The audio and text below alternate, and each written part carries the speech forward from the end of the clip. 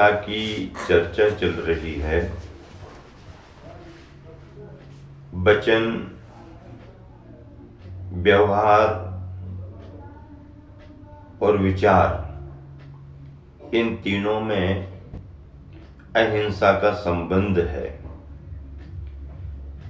देखिए, किसी का विघात करना तो स्पष्ट हिंसा है ही, किसी के प्रति कठोर कर शब्द बोले जाएं वो भी हिंसा मानी गई, और किसी के घात प्रतिघात का विचार करना भी हिंसा मानी गई है। प्राणी तुम्हारी सद्भावना का प्यासा है। तुम्हारी सद्भावना से सभी प्राणी प्रभावित हो जाते हैं। पालतू पशु तो प्यार के प्रेमी होते ही होते हैं। हिंस पशु भी मनुष्य से प्यार की अपेक्षा रखते हैं। ऐसे अनेक उदाहरण हैं जो आप सभी समझते भी हैं। चाहे गाय हो, चाहे बैल हो, चाहे भैंस हो, चाहे बकरी हो, चाहे बिल्ली हो, कुत्ता हो, मुर्गा मुर्गी हो, ये सभी स्नेह के प्यासे रहते हैं। जरा सा प्यार, जरा सा दुलार इनको दिया कि वो आपके निकट आ जाते हैं। गाय पर थोड़ा सा हाथ फेरो, वो बड़े भावों से आपको देखने लगती है। किसी भी जानवर की सेवा करो, वो जानवर आपका दीवाना हो जाता है। जरा सा खिला पिला दो, द्वार दरवाजे पर गाय आ गई, आपने किसी एक दिन भी आधी रोटी एक रोटी खिला दी, वो प्रतिदिन आने लगेगी, समय का भी ध्यान रखेगी। कई बार तो इतनी अभ्यस्त हो जाती हैं गाय वगैरह कि वो सीढ़ियां चढ़ करके अंदर मकान में भी चली जाती हैं। कुत्ते तुम्हारे द्वार पर ही बैठे रहेंगे। जरा सा भी आपने कुछ खाने को दे दिया, जरा सा आपने पानी में कुछ डाला, अनाज, मछलियां आ जाती हैं। ये सभी तुम्हारे किए गए दया के व्यवहार के से प्रभावित हो जाते हैं। ये तो सभी आपके इर्द गिर्द रहने वाले जीव हैं। जंगलों में रहने वाले हिंसक पशु भी मनुष्य की दया के अधीन हो जाते हैं। एक कहानी पढ़ी थी, सिंह जंगल में विचरण कर रहा था, उसके पैर में कांटा लग गया, बड़ी तकलीफ हो रही थी, उसको चलते नहीं बन रहा था। कोई एक व्यक्ति जंगल में गया, उसने उसकी तकलीफ को देखा, निकाल दिया। वो समय का गुलाम था, वह भाग करके गया था, बाद में वह पकड़ा गया, उसके लिए सजा दी गई और सिंह के पिंजरे में उसके लिए अंदर जाना था। लेकिन संयोग, वही सिंह था जिसके पैर का इसने कांटा निकाला था। उसने इसे देखा, सूंघा और कोई वार नहीं किया, कोई घात नहीं किया, जबकि वो भूखा भी था। तो उस पशु के मन में भी उपकार की भावना आई और उपकार का बदला चुकाने के लिए उस पशु के मन में ऐसा भाव आ गया। सिंह था, हिंसक था, लेकिन उसके मन में भी स्नेह का भाव आ गया। ऐसे और अनेक उदाहरण हैं। जैन समाज में दीवान अमरचंद का नाम आता है। दीवान साहब शुद्ध शाकाहारी अहिंसा प्रेमी थे। राजा शिकार खेलने का शौकीन था। राजा साहब हमेशा अपनी टीम मंडली को लेकर के जाते थे। दीवान अमरचंद को कभी ले नहीं गए। दीवान अमरचंद राजा के साथ जाते भी नहीं थे। किसी ने राजा को कहा कि दीवान अमरचंद को भी साथ में ले जाना चाहिए।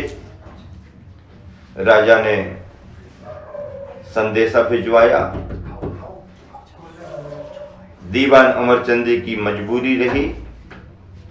भाव तो नहीं था, लेकिन राजाज्ञा से शिकार के उस समूह में उन्हें जाना पड़ा।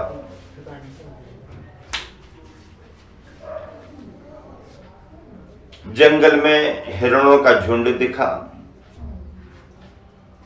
राजा पीछे लगा, उनके साथी उनके पीछे लगे। दीवान अमरचंद भी साथ में थे। हिरन घबराए हुए भागे जा रहे थे। जान सभी को प्यारी, मौत उनको दिख रही थी।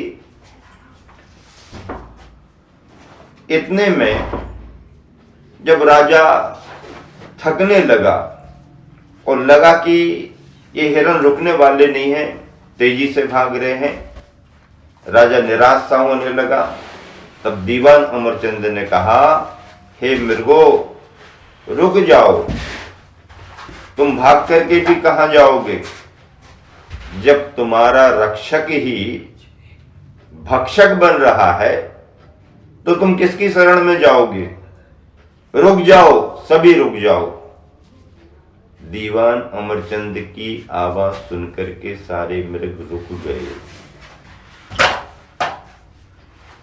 आश्चर्य हो गया सभी को, ये क्या बात है?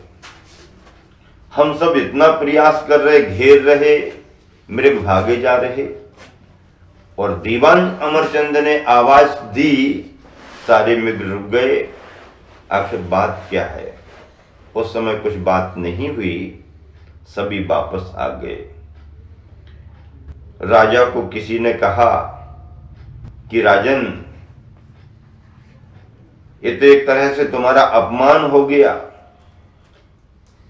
दीवान अमरचंद की आवाज में इतनी ताकत कि उसके कहने पर हिरन रुक गए। दीवान अमरचंद से पूछा जाना चाहिए इन्होंने क्या किया। तो उन्होंने कहा कि राजन, मेरे पास ना कोई मंत्र ना कोई विद्या, मेरे अंदर से करुणा की आवाज निकली, मेरी हृदय की आवाज थी, और उसे सुनकर के मृग रुक गए। तुम्हारी अहिंसा की आवाज में इतनी ताकत, तुम्हारी करुणा की आवाज में इतनी ताकत, आपकी इस ताकत की परीक्षा होगी। और दिन निश्चित किया गया। दीवान अमरचंद की अहिंसा की परीक्षा होनी है। पिंजरे में शेर लाया गया। 2-3 दिन का भूखा था, और दीवान अमरचंद को कहा गया कि पिंजरे में जाकर के तुमको सिंह के लिए जलेबियां खिलानी है। अरे, ये कैसे होगा? शहर में हलचल हो गई। दीवान अमरचंद जैसे धर्मनिष्ठ व्यक्ति के लिए राजा ने ऐसी आज्ञा दी है, इसका मतलब दीवान अमरचंद अब बचेंगे नहीं। क्यों? शेर के पिंजरे में जाना और वहां पर जलेबियां खिलाना आसान बात नहीं है। शेर जलेबियां नहीं खाएगा, दीवान अमरचंद को ही खा जाएगा। दीवान अमरचंद ने धर्म पर बहुत बड़ा संकट आ गया है ऐसा मानकर, अपने जीवन पर बहुत बड़ा संकट आ गया है ये मानकर, अहिंसा की परीक्षा देना स्वीकार कर लिया। उनका जिन धर्म पर श्रद्धान था,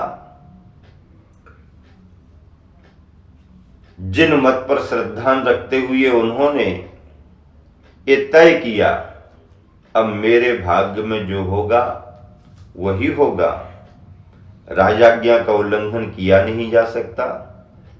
इसलिए दीवान अमरचंद निर्धारित समय पर तैयार होकर के जलेबियों का थाल लेकर सिंह के पिंजरे में प्रवेश करने आगे बढ़ रहे। राजा स्वयं देख रहा, पब्लिक भी देख रही। स्थिति क्या बनी होगी हम और आप कल्पना कर सकते हैं। मन में संदेह, संशय, अब क्या होगा, अब क्या होगा, अब क्या होगा। दीवान अमरचंद स्थिर भाव से धर्म पर विश्वास रखते हुए अहिंसा की भावना से आगे बढ़े और पिंजरे के अंदर गए।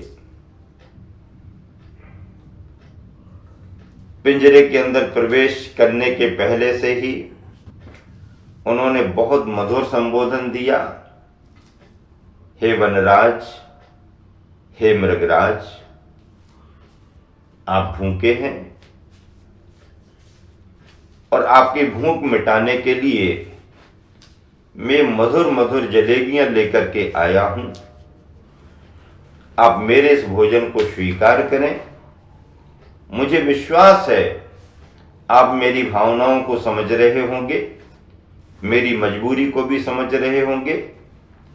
मेरा मन आपके प्रति अत्यंत स्नेह और करुणा का है। आप मेरी परीक्षा मत लें। मेरी परीक्षा ली जा रही है, उससे में मुझे पास होना है। और आपको अगर भोजन करना है तो जलेबियों का भी भोजन हो सकता है, और अगर जलेबियां स्वीकार नहीं हैं तो मैं स्वयं आपके समक्ष प्रस्तुत हूं। ऐसा सुनना था। संगी पंचेंद्री है, सिंह जानता है, मन में विचार है, अच्छे और बुरे का भेद भी जानता है। जब उसने ऐसे मधुर शब्द सुने तो सिंह के विचारों में परिवर्तन आया और पेट भरने के रूप में उसने दीवान अमरचंद की ओर देखा भी नहीं। आगे बढ़कर के थाल में रखी हुई जलेबियों को खाना शुरू कर दिया। सिंह जलेबियां खा रहा और दीवान अमरचंद नमोकार मंत्र पढ़ रहे। राजा साहब देख रहे, सारी प्रजा देख रही। और सिंह ने जैसे ही सारी जलेबियां खाई और वापस पिंजरे के अंदर और चला गया, दीवान अमरचंद खाली थाली लेकर के बाहर निकल आए। लोगों ने धर्म की जय जयकार कर दी, अहिंसा की जय जयकार कर दी। आप विचार कर सकते हो क्या? ये आपको असंभव लग रहा होगा, मुझे भी असंभव लग रहा, लेकिन ये सत्य घटना है। जो संभव हुआ उसकी चर्चा मैं आपसे कर रहा हूं। मतलब ये है, क्रूर से क्रूर प्राणी भी आपके भावों से प्रभावित हो सकता है। शर्त यही है कि आपके मन में सामने वाले के प्रति प्रेम और करुणा होनी चाहिए। न औजार हथियार काम करते हैं, न कोई मुख के दांत काम करते हैं। काम तो हमारे भाव करते हैं। काम कौन करता है? हमारे भाव करते हैं। बिल्ली जिन दांतों से चूहों का शिकार करती है, बिल्ली जिन दांतों से चूहों का शिकार करती है, उन्हीं दांतों से अपने बच्चे को दबा करके और एक घर से दूसरे घर, एक स्थान से दूसरे स्थान पर सुरक्षित ले जाती है। दांत तो दांत ही हैं, लेकिन जब बिल्ली चूहे को पकड़ती है तो उसके अलग परिणाम होते हैं। और जब अपने बच्चे को पकड़ करके एक घर से दूसरे घर ले जाती है तो उसमें उसके परिणाम अलग रहते हैं। वही मुख है, मुख के अंदर वही दांत हैं, दांतों से दबा हुआ एक अपना बेटा और एक जगह चूहा। जब बिल्ली के परिणामों में फर्क आता है तो हिंसा और अहिंसा वहां घटित होती है। मैंने एक बार ऐसा प्रत्यक्ष देखा।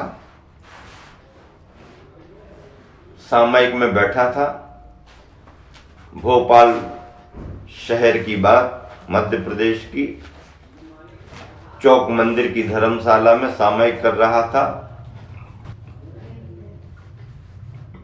सामने एक मकान था, बीच में गली थी।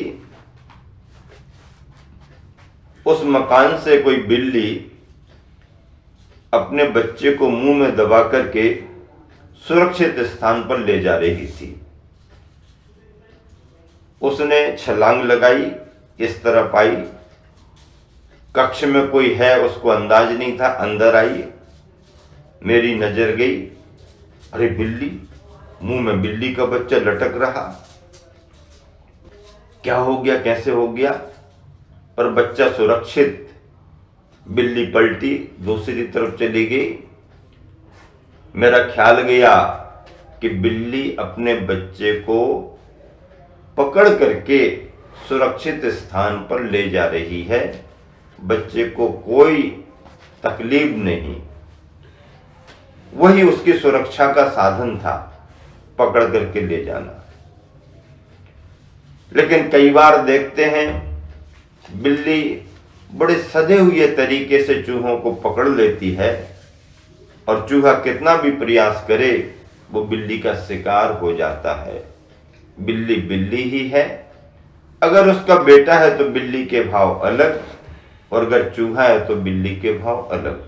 कोई भी प्राणी जिसने जन्म लिया है मरना नहीं चाहता है। इसलिए भगवान महावीर स्वामी ने सबसे बड़ा नारा दिया, जियो और जीने दो, जियो और जीने दो। इससे बड़ा नारा दया और करुणा का इस धरती पर कोई दूसरा नहीं है। इस तरह से जिन शासन में अहिंसा का जो महत्व है उसे आप सभी को समझना चाहिए, और वही कुलाचार, सदाचार और श्रावकाचार में आपकी अहिंसा प्रतिफलित होनी चाहिए।